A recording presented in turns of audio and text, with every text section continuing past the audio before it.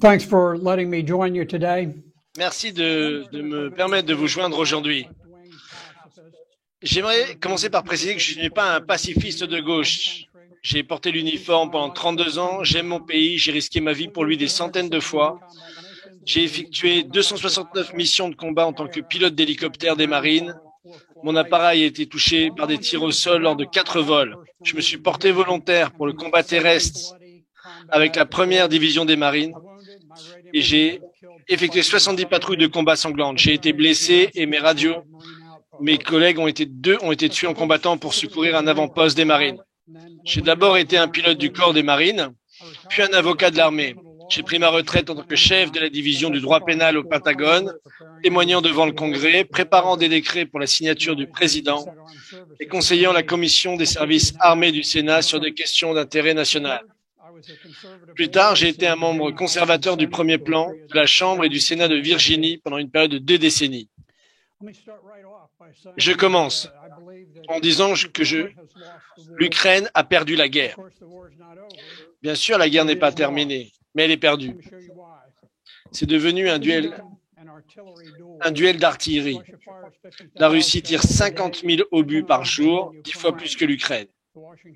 Selon le Washington Post, l'Ukraine est presque entièrement à court de munitions et il n'y a pas de remplacement pour ces munitions qu'elle avait de l'ère soviétique. Le 10 juin, le Post rapporte que l'Ukraine subit 1000 pertes par jour, dont 200 morts. Le nombre de victimes a doublé en seulement 3 semaines.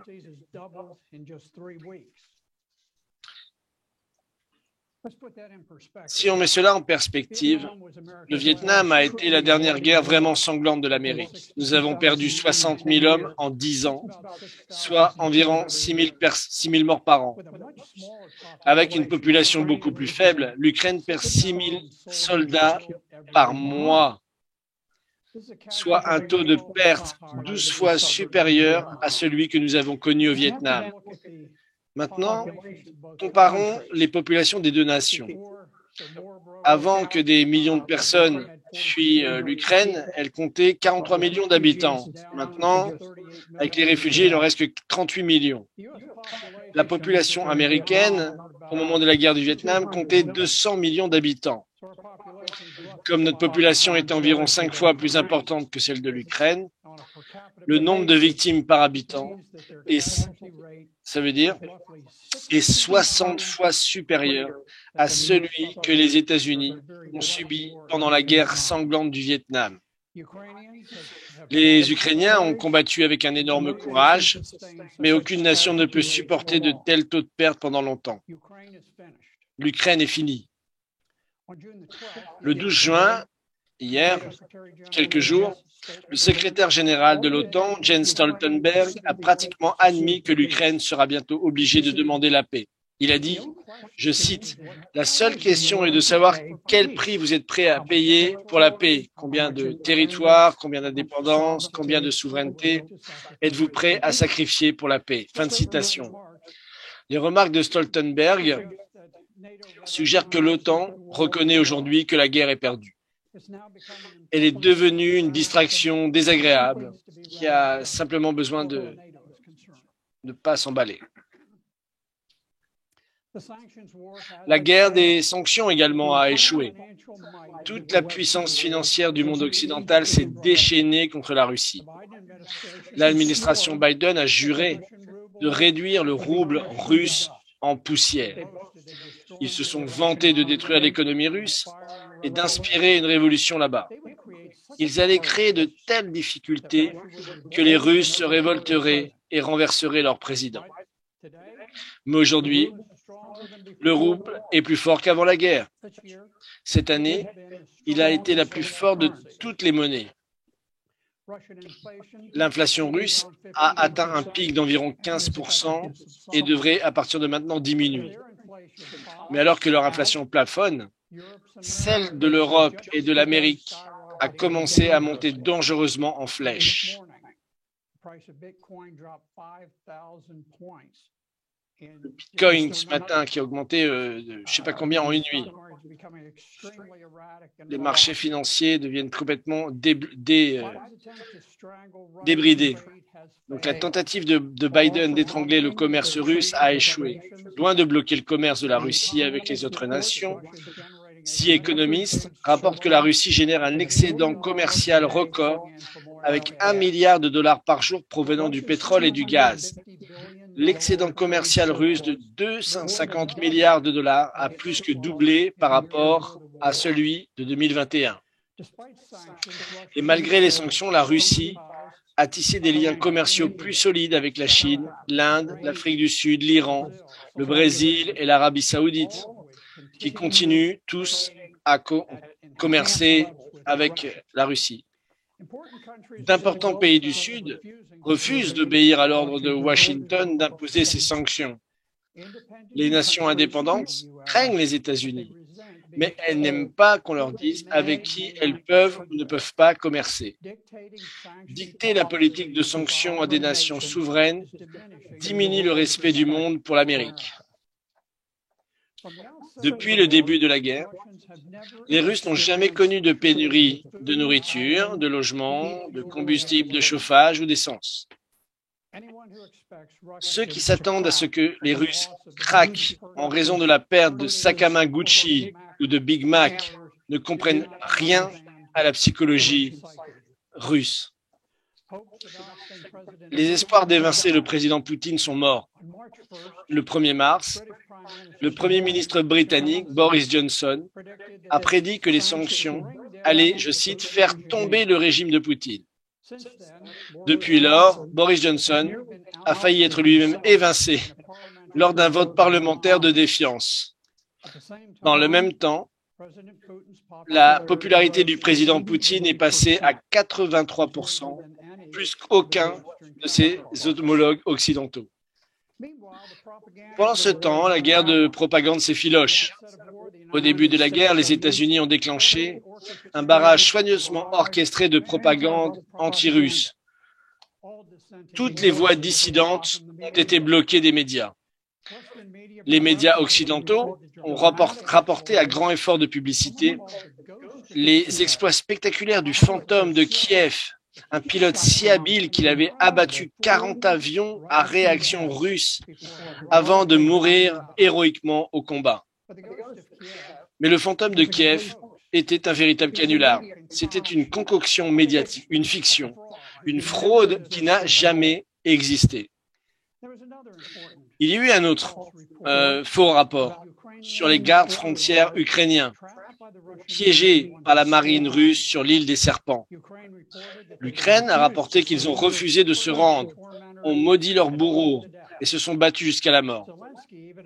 Zelensky a annoncé qu'il recevrait chacun la plus haute distinction de la nation, c'est-à-dire le titre de héros de l'Ukraine. Mais cela aussi était une fraude et un canular. Les gardes, confrontés à un navire de guerre russe, ont fait ce qu'il fallait et se sont rendus sans combattre. Ils ont été embarqués sains et saufs à bord d'un navire russe et renvoyés en Ukraine dans le cadre d'un échange de prisonniers. L'utilisation par l'Ukraine d'histoires fabriquées comme celle-ci remet en question non seulement ses rapports, mais aussi d'autres affirmant des crimes de guerre ou des victoires sur le champ de bataille. Pourtant, jusqu'à récemment, les États-Unis et l'OTAN citaient sans hésiter les évaluations ukrainiennes inexactes de la guerre.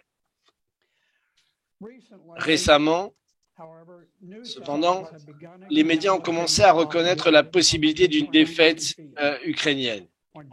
Le 10 juin, Newsweek a rapporté que même le chef adjoint du renseignement militaire ukrainien a admis que l'Ukraine risquait de perdre la guerre au profit de la Russie. Les premières fissures se forment et bientôt le monde devra se rendre à l'évidence. La guerre est perdue. Les Américains se désintéressent de la guerre. Le 13 juin, un média britannique, The Express, a publié un sondage montrant que les Américains pensent que la pénurie de lait maternisé est 5 fois plus importante que la guerre en Ukraine, du lait maternel. Seuls 5% d'entre eux considèrent l'Ukraine comme une priorité absolue, contre 36% qui s'inquiètent justement de l'inflation, de l'économie et des emplois. 56% pensent maintenant que les sanctions ont fait plus de mal aux États-Unis qu'à la Russie. Les Américains sont inconstants et ils sont passés à autre chose. L'Europe est le grand perdant dans cette guerre.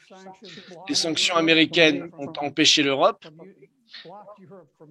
d'utiliser du gaz et du pétrole russe fiables et à bon marché, et les obligeant à importer du gaz naturel liquéfié coûteux depuis les États-Unis.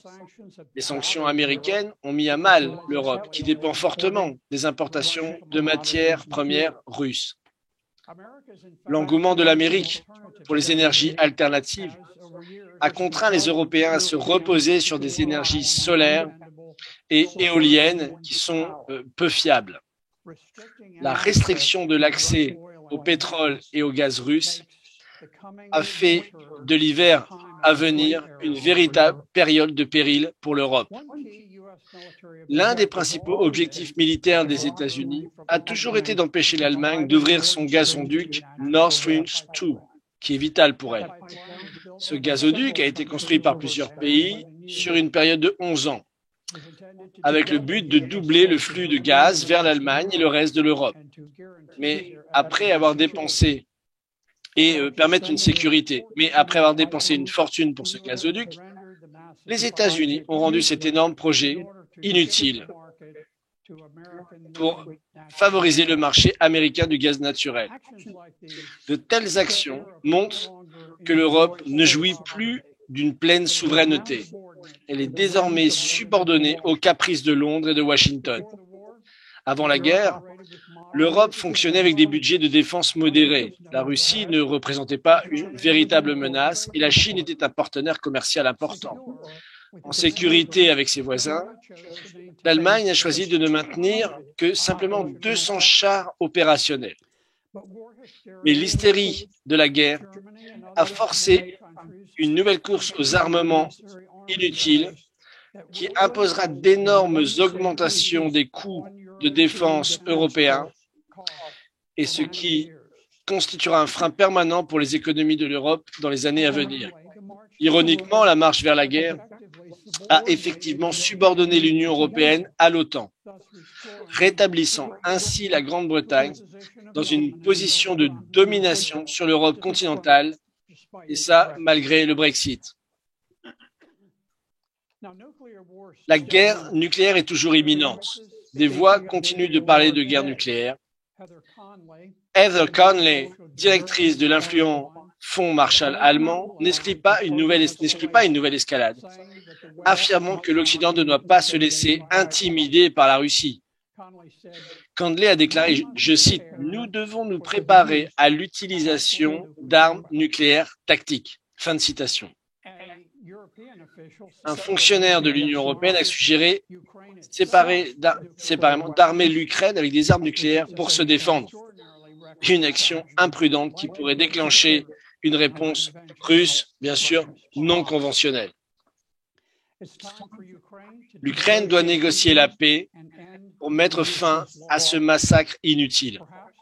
Elle pourrait peut-être proposer un cadre rappelant le très réussi traité d'État autrichien de 1955 qui a vu l'Union soviétique et les puissances alliées retirer leurs forces d'Autriche en échange de la modification par l'Autriche de sa constitution pour en faire à jamais une nation neutre et non alignée et de l'interdiction pour les troupes étrangères de remettre un jour le pied sur le territoire autrichien. L'Ukraine pourrait adopter des dispositions similaires. L'OTAN devrait envisager un traité distinct visant à faire de l'Ukraine une sorte de tampon nucléaire permanent entre l'Est et l'Ouest, en acceptant que l'Ukraine ne soit jamais admise au sein de l'OTAN.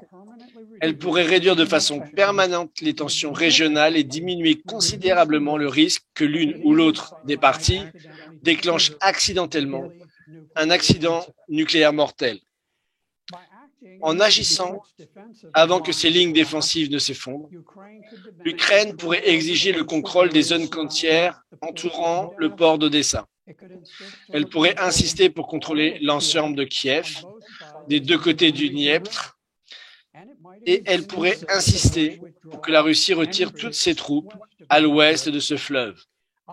Bien entendu, le contrôle de nombreuses autres zones doit également être négocié, mais cela pourrait constituer un cadre de départ pour la paix.